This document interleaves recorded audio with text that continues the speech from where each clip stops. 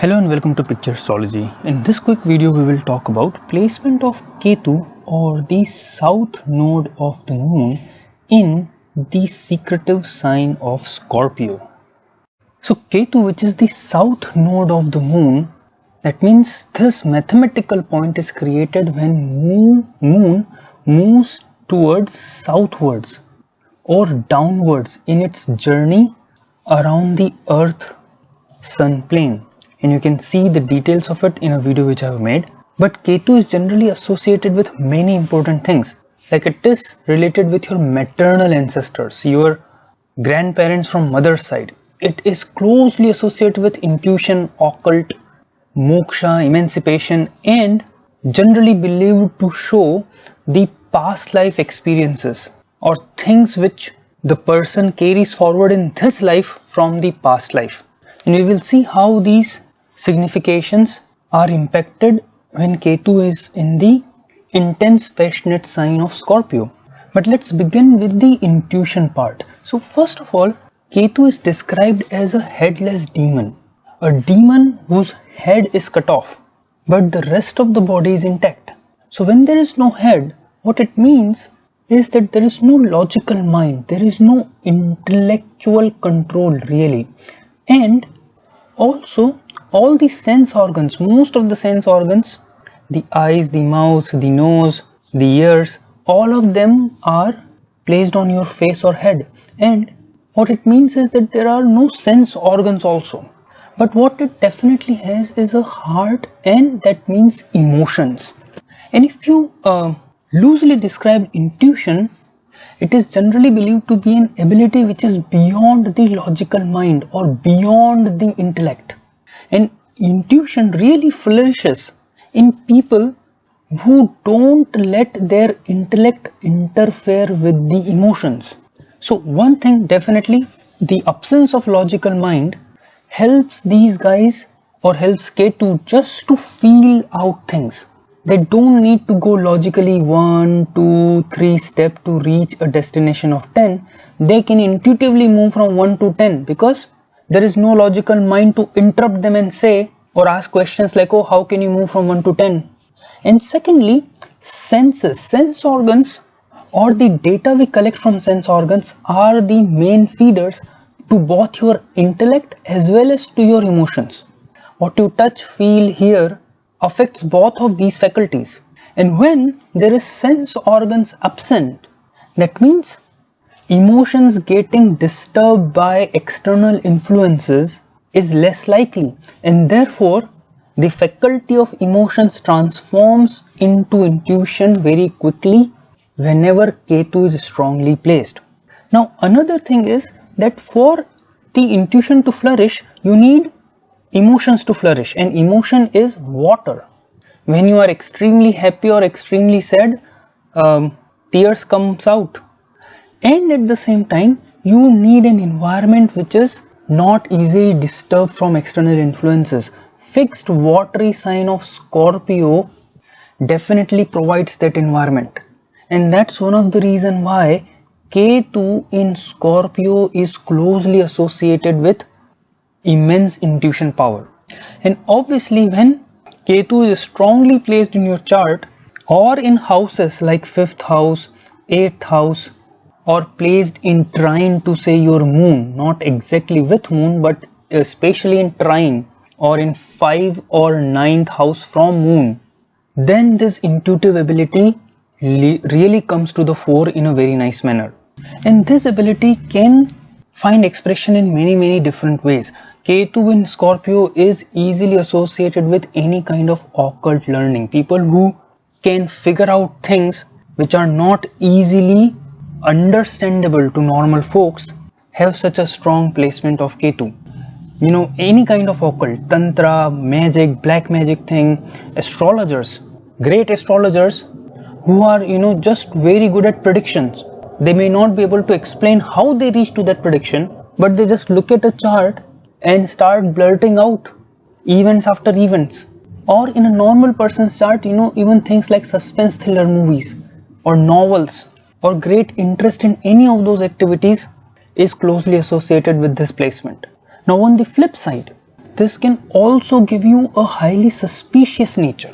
You may tend to doubt many things around you, sometimes even people, friends and family members.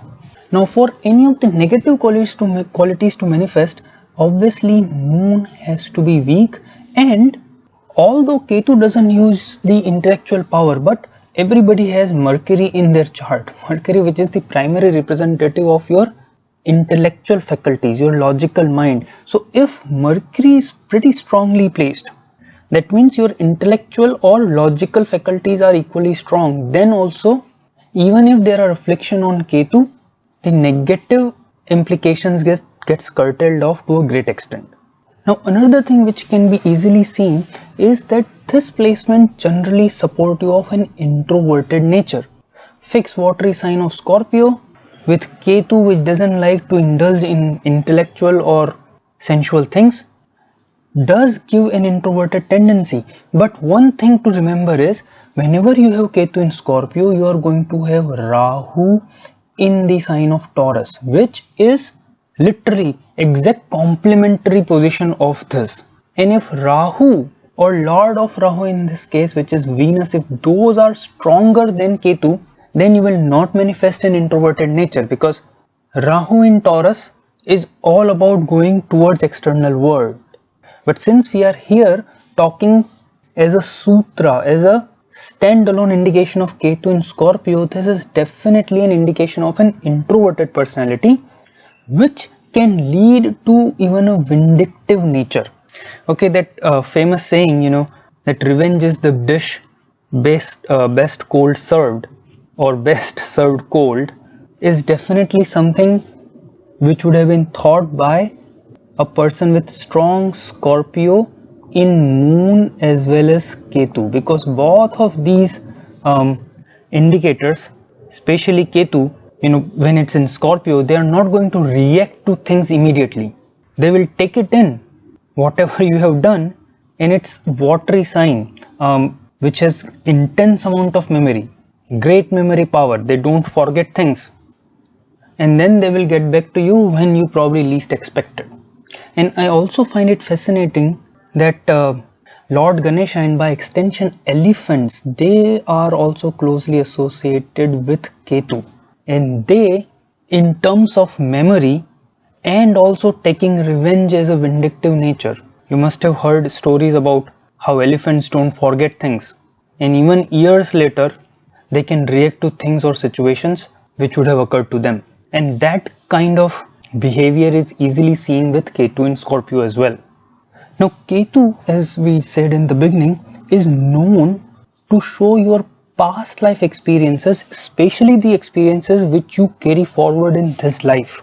And when Ketu is in this intense sign of Scorpio, it is said that many of the environments which could be extremely unfriendly or unpleasant or even unbearable to many people, but Ketu in Scorpio can kind of go through them in a sort of nonchalant manner.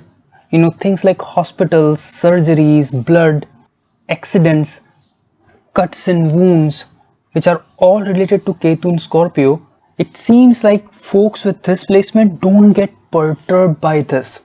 Now, as I said earlier too, Rahu in Venus sign, which will always be present with Ketu in Scorpio, is a very different significator than this. So if the Rahu and Venus are extremely strong, then it's a different matter. But Ketu in Scorpio, folks, seems to have a great stoical nature. I mean, they don't get perturbed or disturbed easily, and they seems to have a sort of tendency that, oh, I've seen it already in past, when they are put into such situations.